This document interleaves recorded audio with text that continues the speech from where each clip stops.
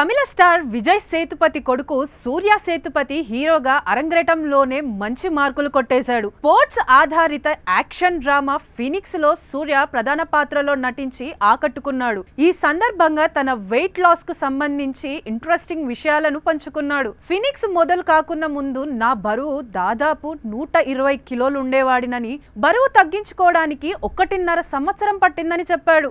120 కిలోల బరువుతో బాధపడుతున్న సూర్య ఉన్నట్టుండి అంత బరువు ఎలా తగ్గాడనేది ఇప్పుడు నెట్టింట ఆసక్తికరంగా మారింది. ఫినిక్స్ మొదలు కాకముందు తన బరువు దాదాపు 120 కిలోలు, కానీ ఇప్పుడు దాదాపు సగం బరువు తగ్గించుకున్నాడు.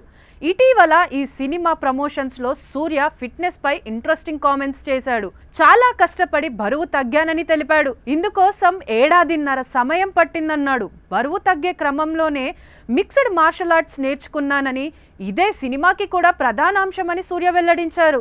నమ్ రౌడీ దాన్లో తన తండ్రి చిన్నప్పటి వర్షన్ ను పోషించిన సూర్య ఫినిక్స్ లో మెయిన్ రోల్ చేసేందుకు చాలా ఎక్సర్సైజులు చేశాడట. చాలా కఠినమైన శిక్ష తీసుకున్నాడట.